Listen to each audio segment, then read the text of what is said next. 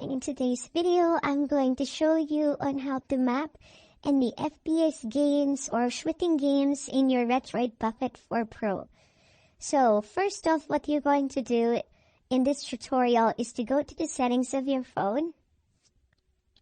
And once you're in the settings of your phone, you have to go to the handheld settings and go to the virtual mouse. And you have to make sure that the shortcut keys should be the keys that you're not usually using. The reason why is because when you're going to play FPS games, you have to press two buttons at the same time at some point. And that will ruin your gameplay. It will stop the key mapping to work. So you have to enable this or put the shortcut keys as the two buttons that you don't use usually. So mine is home plus start. Even if you disable this, when you press the two buttons that is set up under the settings, it will still turn on. For example, okay, I'm pressing the two buttons. In 3 seconds, it will turn on automatically. So you have to set up this part before you map the game. Okay, mine is home plus start. I don't usually press both of this as I'm not going to use this as one of my my buttons in the game. So I'm just going to disable that first. And I'm going to go to the game now. Okay, now we're here in the game. This is called Blood Strike. I've enabled the gyroscope or gyroscope under this game so that I can aim better. So I'm just gonna pull it up right here so you can see. Okay, now what you're going to do is to go down at this toggle and then you have to pick this floating icon. If you're going to turn off, you can notice or you will notice in the right side of your screen that there's a line popping, right? A vertical line popping. So turn that one on and then slide the screen. And then you can see a screen mapping. You have to turn on this one first. And then tap the key adapter. Okay, in the key adapter, you can change the name if you'd like. But I'd like to put it as a default. Every time you're going to open the game, it will show up because it's saved in the system. So the first option is this circle right here. You have to drag it. For example, I'm going to drag it in here, the shooting part. And I'm going to press any buttons that is available that I haven't used. So I'm going to use R1 as my shooting button. And then I'm going to map this as L1 for my ADS. So let's try it first. Okay, R1, L1, and then R1. Okay, using the gyroscope. I use the gyroscope to aim accurately to my enemies or to my targets. So that's very useful. So the next one in the key adapter is the second option. This is the left joystick. Okay, when you tap on the left joystick, you can see the options here. Okay, the minimum effective radius percentage is how wide do you want this to cover. So I can just set it to 60%, but it doesn't really matter in this game, Blood Strike, because the joystick is fixed. I'm not so sure how to fix the joystick here, but this one works in PUBG or Call of Duty as when you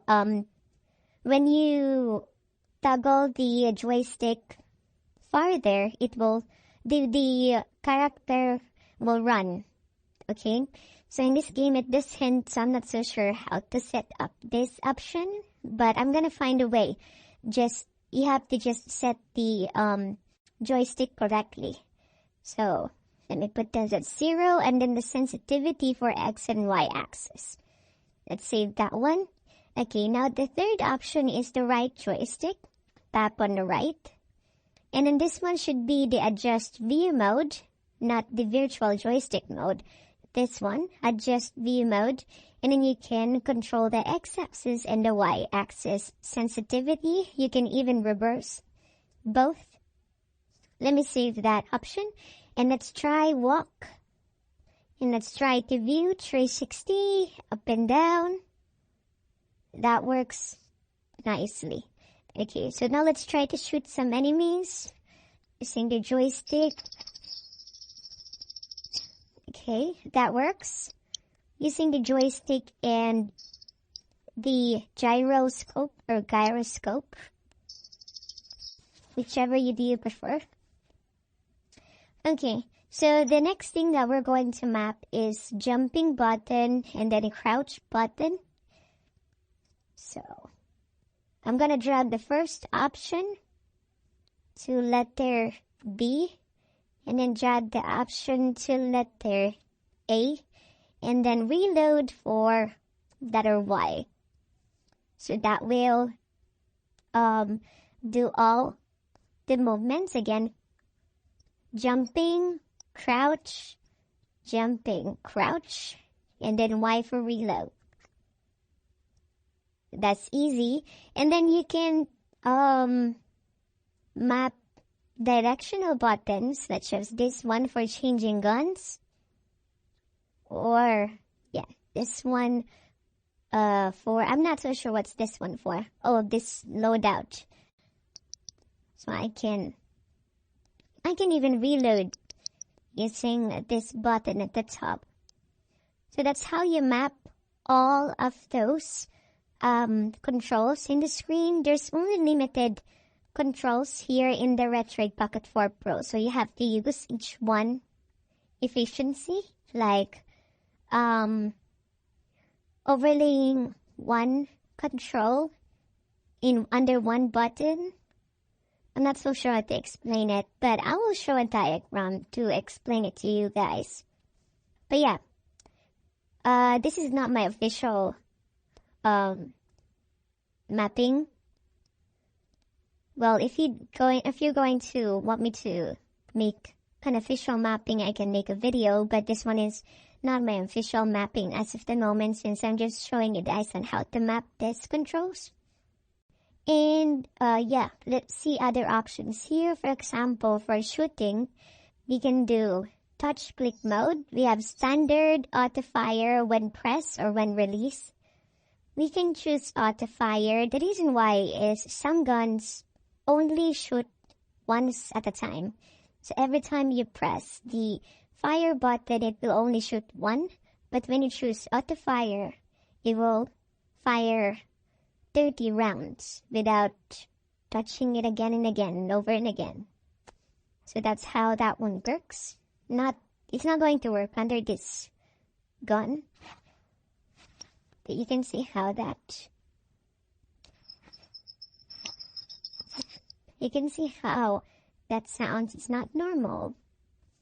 But when we try to do standard, it will sound different.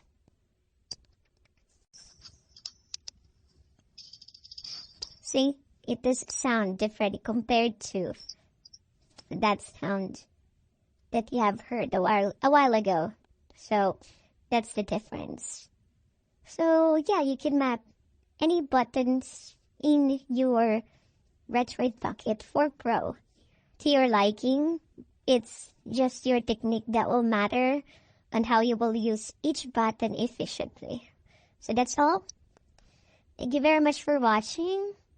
Have a good day.